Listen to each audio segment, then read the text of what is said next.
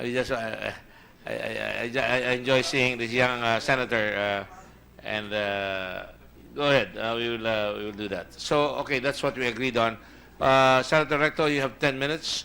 After which, by 2:32, everybody will stand up, and we will allow everybody to have their lunch and allow the preparation for the Senate hearing. Go ahead. Thank you, Mr. Chairman. Mr. Chairman, I will focus on the resolution itself, not so much on the credibility of these two other witnesses, but on the extrajudicial killing and the vigilante killings, Mr. President. But let me start by asking this question. SPO3 Arthur Las Cañas, kailan ba tinatag yung heinous crime section? 2001, Your Honor. 2001. Bakit tinatag yung heinous crime section? Yung Anong personal dahilan? ko lang po pagkaalam, Opo. Your Honor. Laganap ba yung patayan, ang rape, ang murder, nakawan, kaya tinayo, tinatag? Yung during the directorship of, kung hindi po ako nagkakamali, directorship of Senior Superintendent Garcia, Your Honor. Hindi, anong dahilan kung bakit tinatag? Because of Laganap ba ang patayan, halimbawa?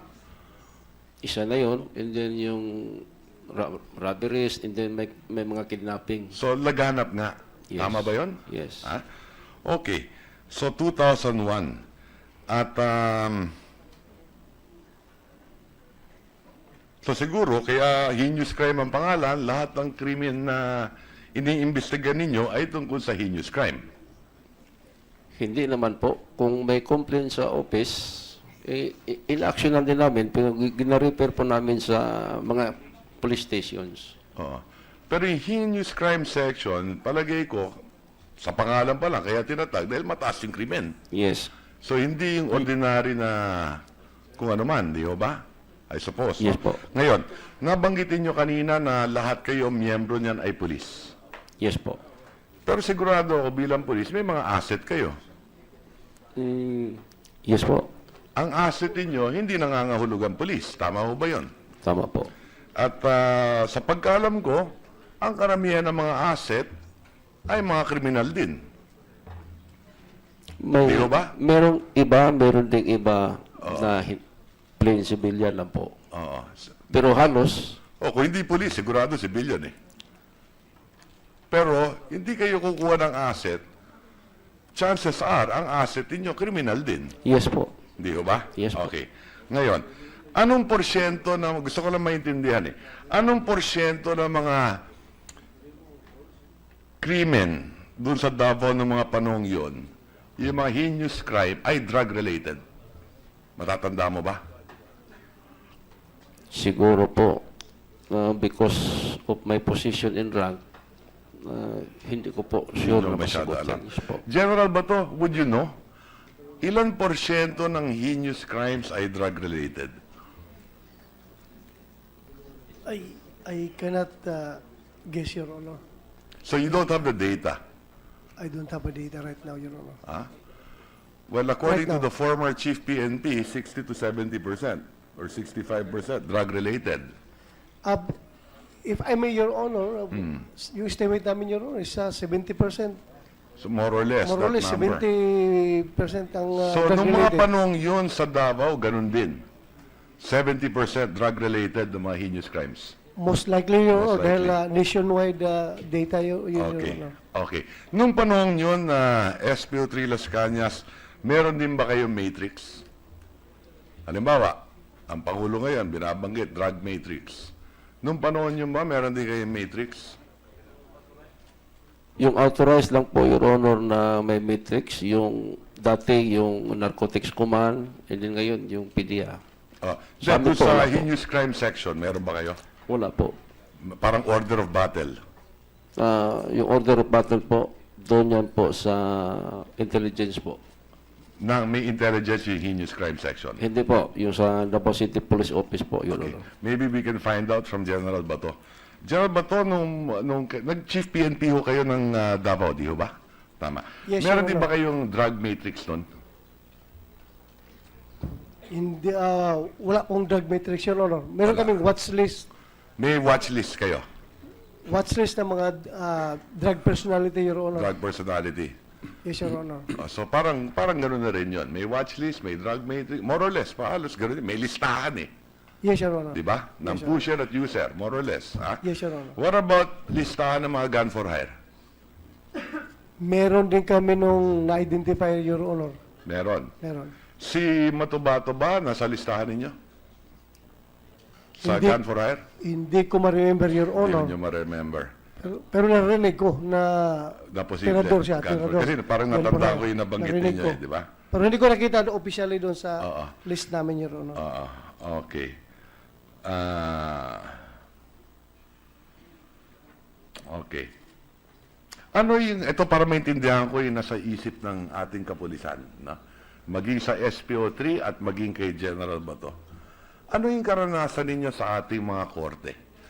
Halimbawa, pag may nahuli kayong kriminal, at sigurado kayo, at may ebidensya kayo, masyado matagal ba ang hustisya natin, sistema ng hustisya sa ating bansa? Halimbawa, sa prosecutor pa lang, ano yung karanasan ninyo doon? Your Honor, based po on my experience, usually po, hindi naman lahat, pero usually po, kulang po kami sa support ng prosecution. Ng piskal? Yes. Ha? Meron ba kayong nararamdaman na halimbawa, eto, tingin nyo, shot case na to, nahuli na namin to, pinabayaan ng piskal? O in many instances, walang piskal? May naranasan na ba kayo walang piskal? Hindi pa po. Hindi naman. May piskal lagi. Yes. Okay? Pero parang hindi tumutulong, yun ang sinasabi ninyo. Hindi nyo katulong, parang ganon. Isa yan po, kasi parang minus ang guidance po nila sa police. I'm sorry?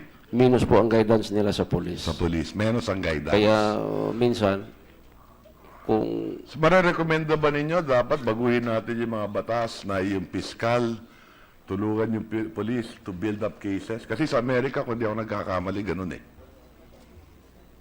sa position ko po, isa tingin ko is dapat sa higher up ang mag-recommend.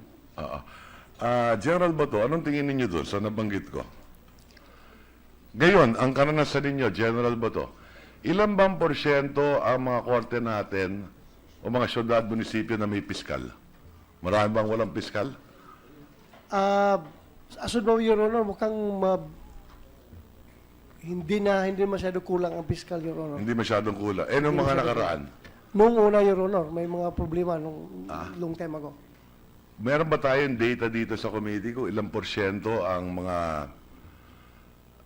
vacancies ng piskal natin?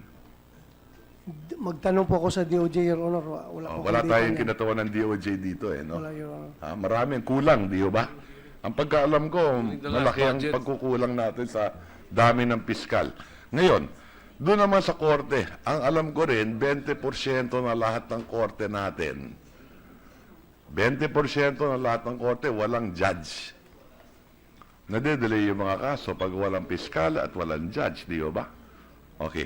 Having said that, at kung totoo man yun, hindi kaya yung ating kapulisan naman, nahuli mo yung kriminal, ang tagal ng hustisya, walang judge, halimbawa, o walang piskal, nawawalan ng loob sa paglaban,